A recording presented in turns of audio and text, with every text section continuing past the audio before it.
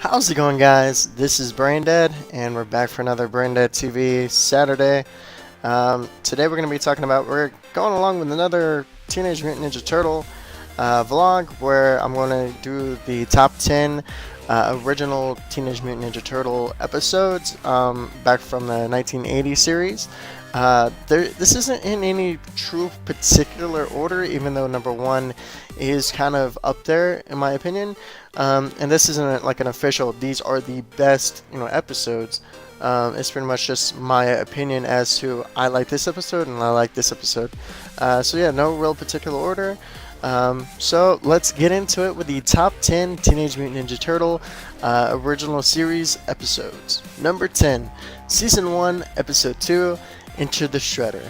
Alright, so the second episode of the entire series, and it introduces Bebop and Rocksteady, who were one of my favorite, they were two of my favorite characters in the entire series. Like, I enjoyed every episode that they were in, and that's why it's in the 10 spot. Number 9, this one is Season 1, Episode 3, A Thing About Rats.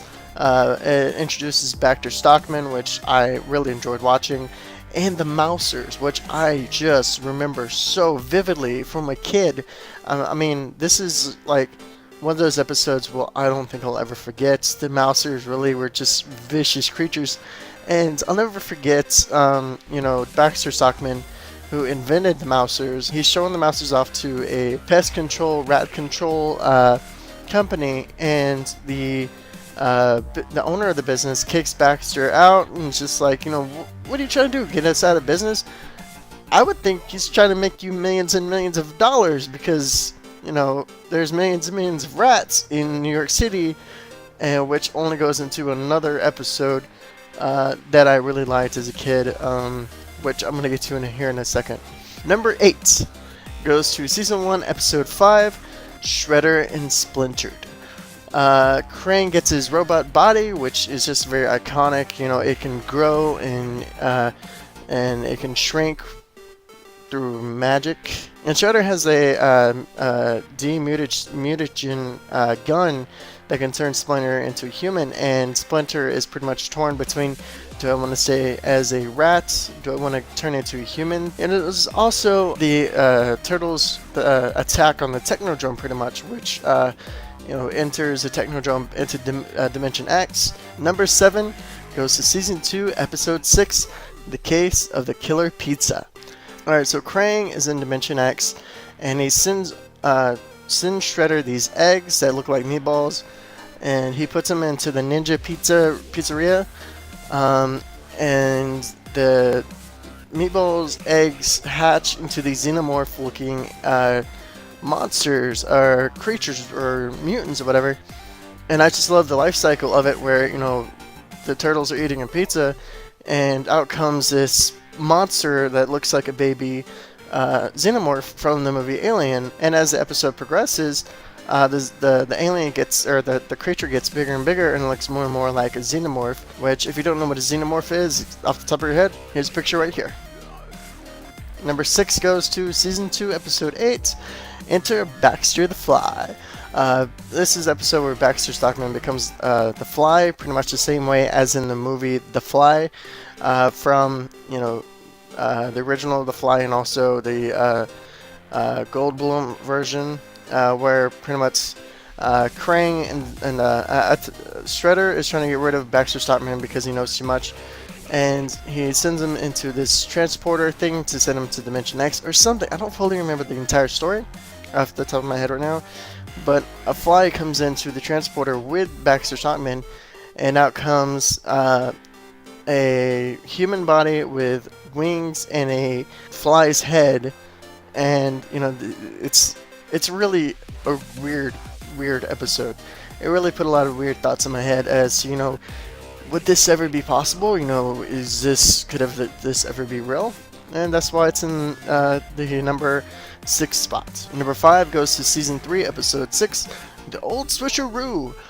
This episode involves Shredder and Splinter pretty much changing bodies. And in the episode, Shredder, as Splinter, is trying to sabotage and destroy the Turtles, and Splinter as Shredder is trying to help the turtles, but everyone is confused as to why Shredder is trying to help the turtles out and trying to foil Splinter's plans. It's one of those episodes where it's like, why is he doing this and why is that happening? And it all, it all comes together in the end. Number 5 goes to Season 3, Episode 9, Enter the Rat King. Okay, so a new villain appears in the sewers by the name of the Rat King, and the Rat King has command over the New York City rats. And I just liked his character. He's kind of he looks like he has some muscles, and he also has like this bandage around his face, which adds a little bit of mystery to him in my opinion. And this is also the first episode to not feature Shredder at all. Number 3 goes out to Season 3, Episode 23, Outlaw Hero, Casey Jones. First appearance of Casey Jones, one of my favorite characters. The episode is not the best episode in the world though, but it does feature Casey Jones. And at first, Casey Jones is a huge vigilante. He's trying to rid New York City of the Foot Clan, and he comes across the turtles. I think he comes across the turtles in like the sewer or something. And at first he thinks, oh, these are Foot Clan mutants, kind of like Slash and all the other ones are. And he becomes a villain in the beginning, but towards the middle and end, he becomes kind of an ally that doesn't want to be an ally. Basically, he wants to be, the Lone Ranger, but he's still, friends, allies-ish with the turtles. Number 2 goes to Season 7, Episode 24, Dirk Savage, the Mutant Hunter. Professional mutant hunter Dirk Savage is conned into rounding up New York City's mutants. That includes Toka and Razar, the Punk Frogs, and the Turtles. This is the last episode with Mondo Gecko and the Punk Frogs. I put this episode in here at number 2 because it rounds up pretty much, the outcast cast of mutants, and I believe it's the first episode with Toka and Razar, which if you were a kid in the 90s and you saw Teenage Mutant Ninja Turtles 2 Secret of the Ooze in theaters, and they have the idea to mutate these animals into human-esque creatures, and we're like, oh yes, Bebop and Rocksteady, hell yes, Bebop and Rocksteady.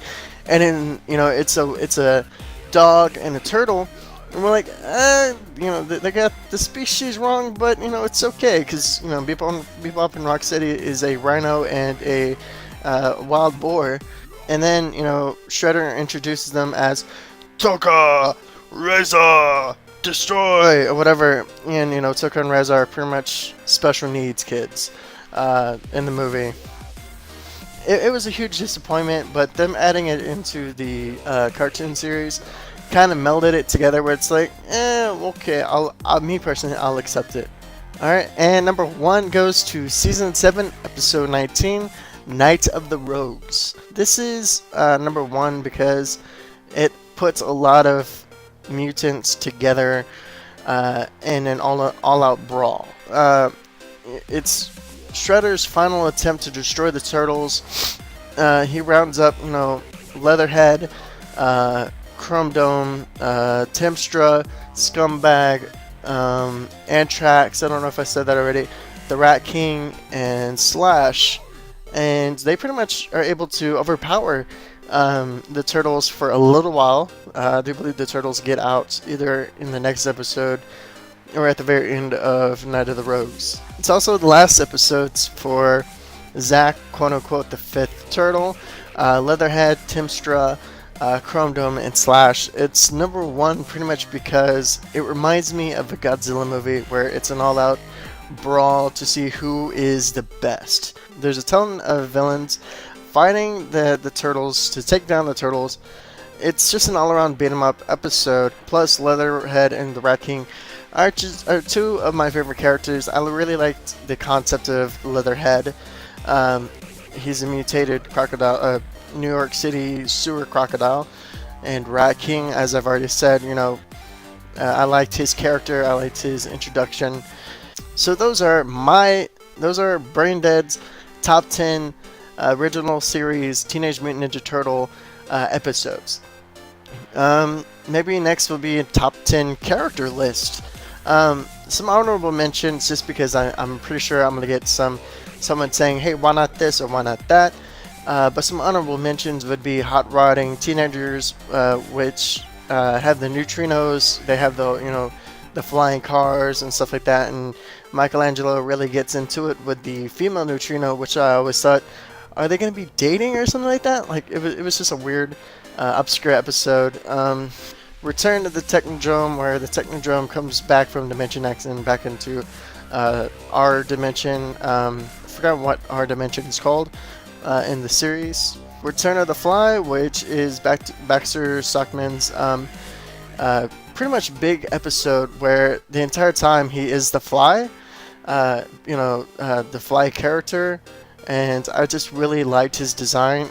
Teenage Mutant Ninja Turtles, the original series, had a lot of characters that had great designs, great story arcs, great backgrounds, great lore to them. It was an all-around great, series. And I also can't forget Turtle Tracks and the pilot episode. The pilot episode really introduced us all to the Turtles, to April O'Neil, to the Foot Clan, to Shredder, to Splinter, to the trench coat, fedoras, and the the human mask thing that they wore throughout the series as their human disguise. And the reason why I say it introduces us is because I never knew there was a comic book series. Like, I know I should be banned from YouTube, but I didn't know that there was a comic book series until I was in middle school, pretty much. So yeah, thanks for watching this top 10 list with me, Braindead TV Saturdays. If you enjoyed, definitely leave a like, share this out with everybody that you know, everybody that you talk to, and as always, I'll see you guys in the next video. Peace out.